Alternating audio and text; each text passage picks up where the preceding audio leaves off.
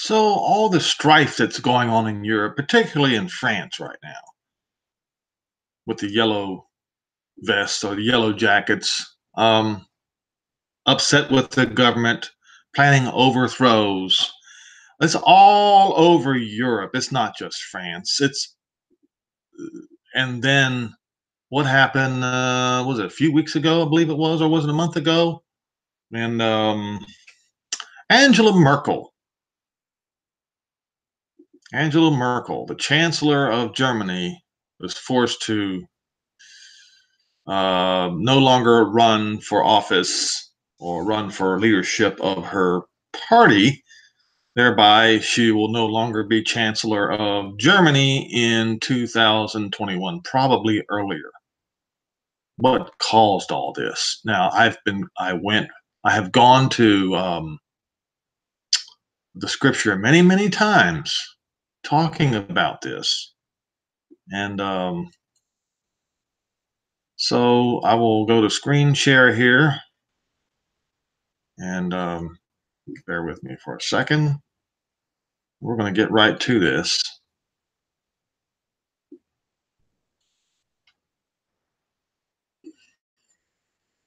All right. So when was it? Angela Merkel, not long after President Donald Trump was elected, was called the leader of the free world. Now let's dig into a little bit of Angela Merkel, shall we? And we can look on Google here. And Merkel has been widely described as a de facto leader of the European Union, the most powerful woman in the world, and the leader of the free world. Now it's time to start reading the fine print. Merkel was born in Hamburg and then West Germany and moved to East Germany as an infant when her father, a Lutheran clergyman, received a pastorate in Perlberg. Interesting. And if you go and look up Angela Merkel's, we'll do that right here, background and early life, we will see some interesting things about her that maybe the people of Germany should have vetted her more properly before they voted for her. But, you know, people, they don't look at the inside of the person, they look at the outside, they look at the exterior. So Merkel was born Angela Dorothea, or Angela in German, Dorothea Kasner in 1954 in Hamburg, West Germany, the daughter of Horst Kasner, aka Kazmierzak, a Lutheran pastor and a native of Berlin, and his wife Herlinde Jens, born in 1928 in Danzig, now Gdansk, Poland, a teacher of English and Latin. She has two younger siblings, Marcus Kasner, a physicist, and Irene Kasner, an occupational therapist. In her childhood and youth, Merkel was known among her peers by the nickname Kazi, derived from her last name Kasner. Merkel is of German and Polish descent. Her paternal grandfather, Ludwig Kazmierzak, was a German policeman of Polish descent and had taken part in Poland's struggle for independence in the early 20th century. He married Merkel's grandmother, Marguerite, a German from Berlin, and relocated to her hometown where he worked in the police department. In 1930, they Germanized the Polish name Kazmierzak to Kasner. Merkel's maternal grandparents were the Danzig politician Willy Jensch and Gertrude Alma Drange, a daughter of the city clerk in Elbing, now Elblag, Poland, Emil Drange. Since the mid-1990s, Merkel has publicly mentioned her Polish heritage on several occasions and described herself as a quarter Polish, but her Polish roots became better known as a result of a 2013 biography. Now, religion played a key role in the Kasner family migration from West Germany to East Germany. See, one would have to ask yourself, why in the world would anybody want to move from West Germany to East Germany in those days? That's insanity. Moving from freedom to bondage. Religion. Religion played a key role. Merkel's paternal grandfather was originally Catholic, but the entire family converted to Lutheranism during the childhood of her father. Now, folks, I I have talked about the crimes of the Catholics and I have talked about the crimes of the Lutherans. Now, let me say something here. You will see in some of my previous videos that Lutheranism, and although Adolf Hitler was a Catholic, Lutheranism was the foundation for the Holocaust. So I would, if I were you, I would check out one of my previous videos mentioning that. You can look on the titles. So who later studied Lutheran theology in Heidelberg and Hamburg in 1954 when Angela was 3 months old. Her father received a pastorate at a church in Kutzhof, a quarter of Perburg and Brandenburg, which was then in East Germany. The family moved to Templin, and Merkel grew up in the countryside, 90 kilometers north of East Berlin. Then in 1968, Merkel joined the Free German Youth, the official communist youth movement sponsored by the ruling Marxist-Leninist Socialist Unity Party of Germany.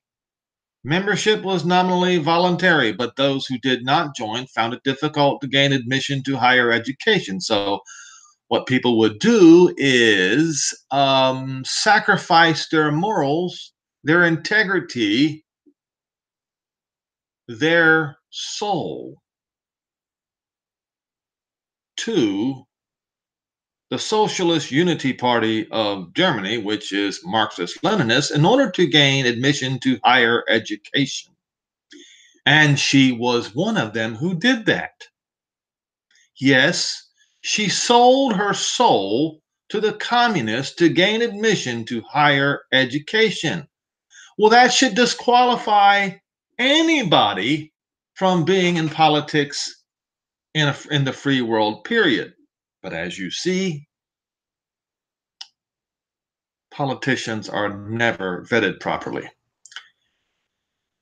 It is claimed that she did not participate in the secular coming of age ceremony. What is it?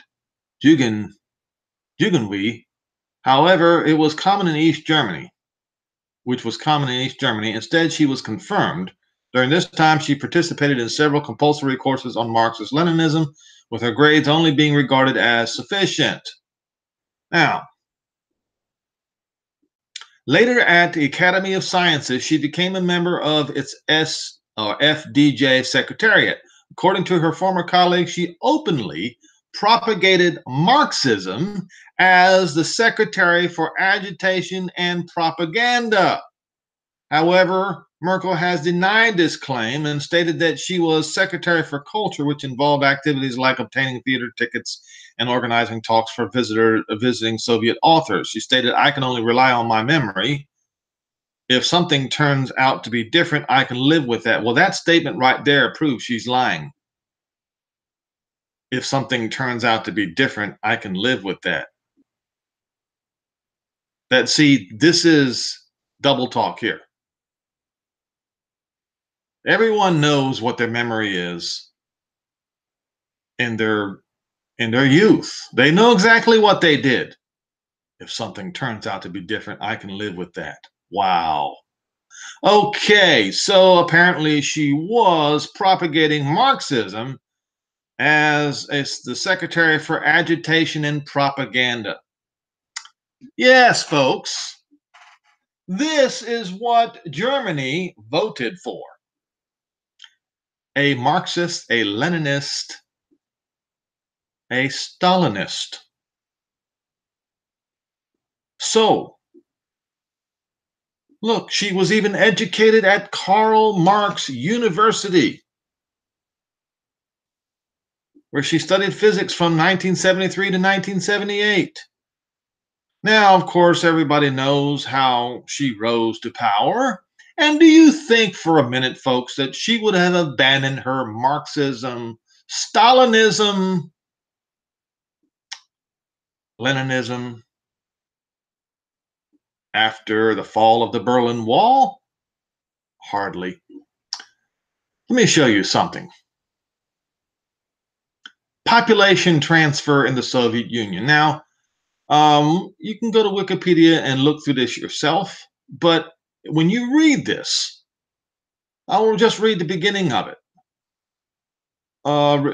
Refers to forced transfers of various groups from the 1930s up to the 1950s, ordered by Joseph Stalin, may be classified in the following broad categories: deportation of anti-Soviet categories of population, often classified as enemy of workers; deportation of entire nationalities; labor force transfer; and organized migrations. Did you get that? Did you get that, folks? Organized migrations in opposite directions to fill in ethnically cleansed territories. So, folks, organized migrations. See that? That is Stalinism. Okay? Now, what happened under Angela Merkel? That is how we have come to where we are today in Europe. Organized migrations by the government of Germany, who led this. Well, I wouldn't say she forced the other governments to do this, but they could have told her no. But since she was Frau Merkel, since she was the leader of the free world, or so they say, they just obediently followed her lead. And for what reason was population transfer in the Soviet Union?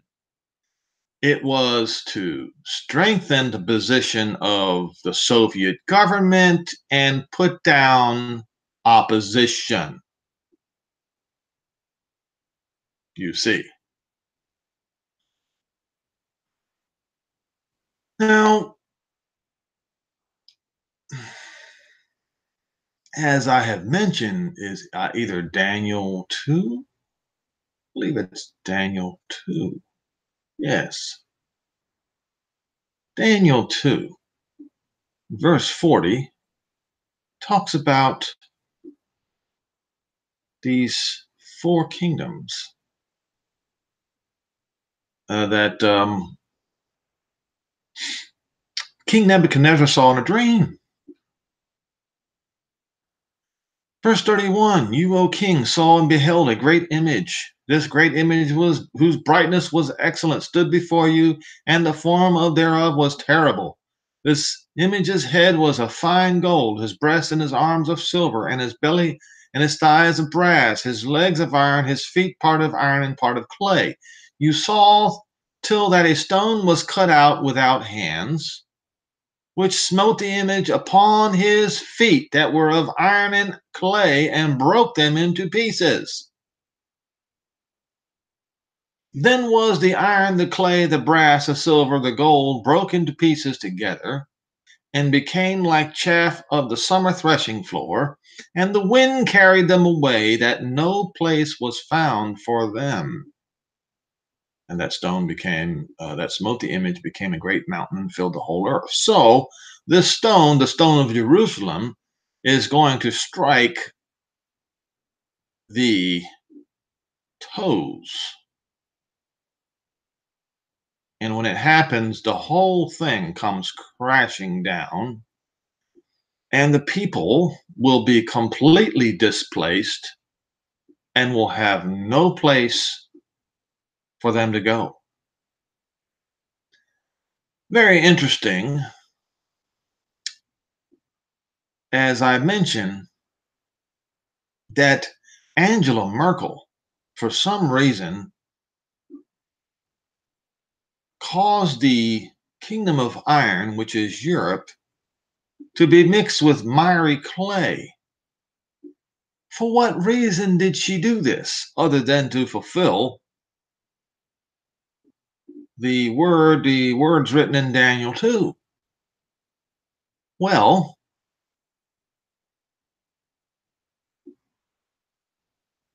did she know it was going to cause division? Is it possible?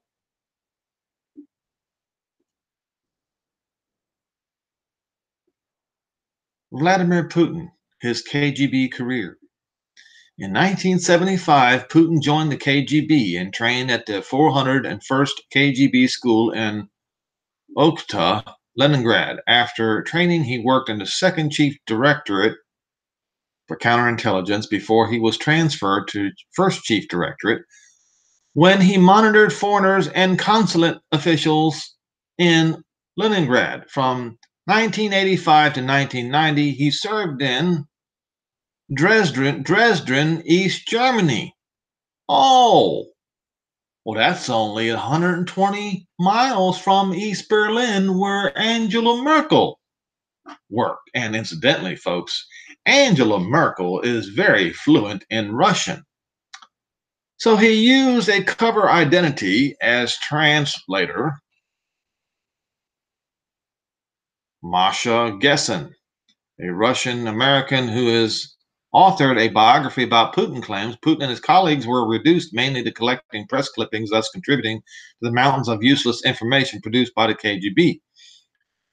According to Putin's official biography, during the fall of the Berlin Wall that began on November 9th, 1989, he burned KGB files to prevent demonstrators from obtaining them. After the collapse of the communist East German government, Putin returned to Leningrad in early 1990, where he worked for about 3 months with the International Affairs section of Leningrad State University, reported to Vice Rector Yuri Molchanov, and there he looked for new KGB recruits, watched the student body, and renewed his friendship with his former professor Anatoly Sobchak, soon to be mayor of Leningrad. Putin claims that he resigned from the rank of lieutenant colonel on the 20th of August 1991, on the second day of the 1991 Soviet coup d'etat attempt against the Soviet president Mikhail Gorbachev. Putin said, as soon as the coup began, I immediately decided which side I was on, although he had also noted that the choice was hard because he had spent the best part of his life with the organs. Now, in 1999, Putin described communism as a blind alley far away from mainstream of civilization. However, he also said that the worst catastrophe that happened in his mind was a collapse of the Soviet Union. So apparently, he's got a little bit of conflict in his speech. But note the fact that Vladimir Putin and Angela Merkel were both communists. Angela Merkel speaks fluent, I'll say communist, I mean Stalinist. And she speaks fluent Russian.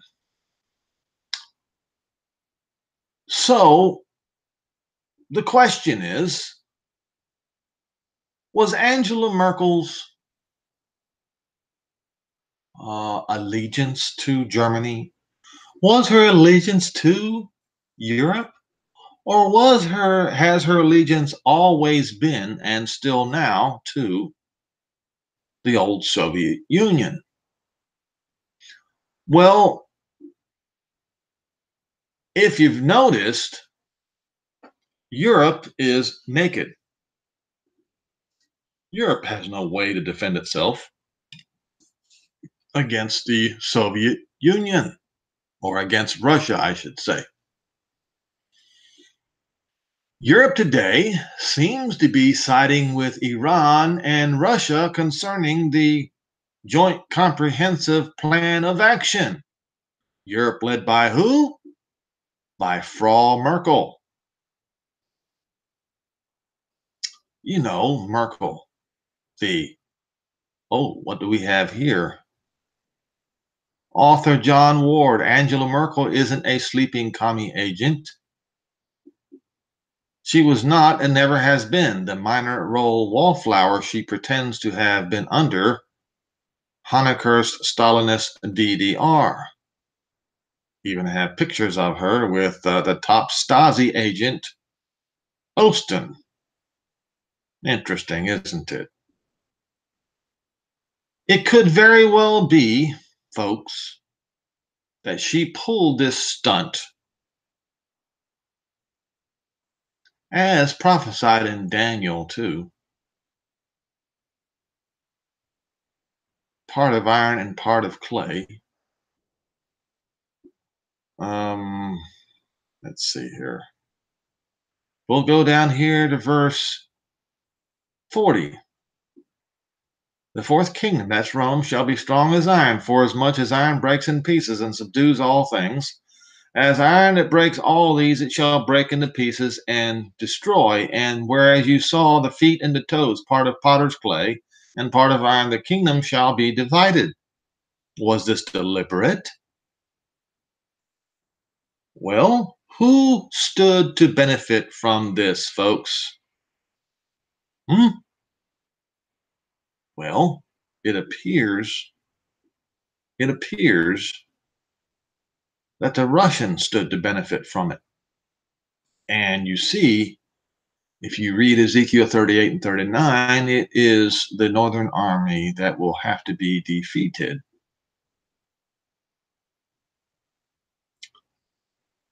In the mountains of Israel. And it appears, if you read the book of Revelation, in the very last end, this is going to happen. Yep. As the toes of the feet were part of iron and part of clay, so the kingdom shall be partly strong and partly divided, partly broken, partly fractured. Well, Stalinism, that was the intent. To weaken their enemies. And so, if it was Frau Merkel's intent to weaken Europe by doing this, you would have thought that the Europeans would have properly vetted her in the first place. And whereas, verse 33, 43, you saw the iron mixed with mire clay, they shall mingle themselves with the seed of men. And this is exactly what they're doing. Stalinism, Stalinism, Stalinism, folks. And they shall not cleave to one another, even as iron is not mixed with miry clay. Now, folks,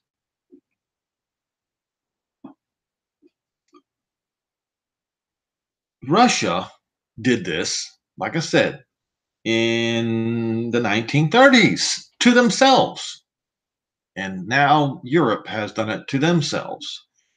And even though it strengthened Joseph Stalin, it actually led to the fall of the Soviet Union. This right here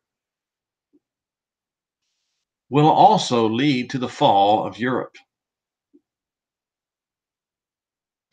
Verse 44, and in the days of these kings shall the Elohim of heaven set up a kingdom which shall never be destroyed. And the kingdom, what kingdom? The one in Jerusalem, shall not be left to other people. In other words, the Byzantines will be thrown out, the Muslims will be thrown out, and the Catholics will be thrown out. Out, out, out.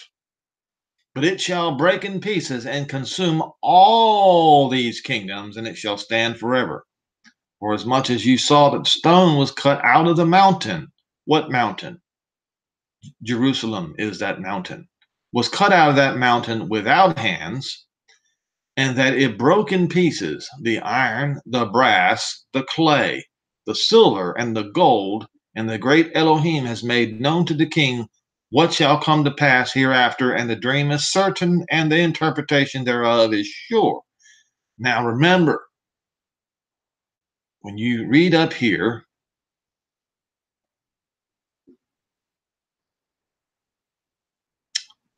it says, verse 35, then was the iron, the clay, the brass, the silver, and the gold broken into pieces together.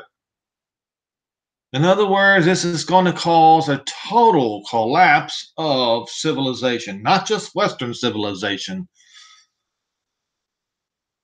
but Iran,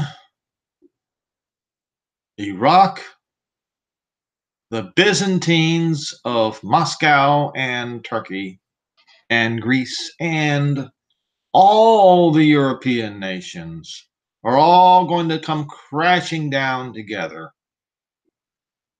And they're the amazing thing, it says, and become like the chaff of the summer threshing floor, and the wind carried them away, that no place was found for them. In other words, they are going to try to immigrate to the Americas. Yes, folks, that's what that means, but no place will be found for them. In other words, the doors of immigration are going to be shut, and they won't be allowed to get in. And the stone that smote the image became a great mountain, yes, Mount Zion, and it filled the whole earth. In other words, it had dominion, ruled the entire earth. So, what we are witnessing today is scriptural. And it is not just some passing thing, what's happening in France. All the uh, social conflict that's happening in Great Britain, in Italy, in Germany, all those nations in Europe is because of Stalinism. Stalinism being imposed upon Europe, and well, actually, they followed her lead because they wanted to appear to be tolerant. Yes, they're not tolerant. Their history belies their alleged tolerance. And what is about to happen will prove that point when they try to attack Jerusalem and be defeated. So,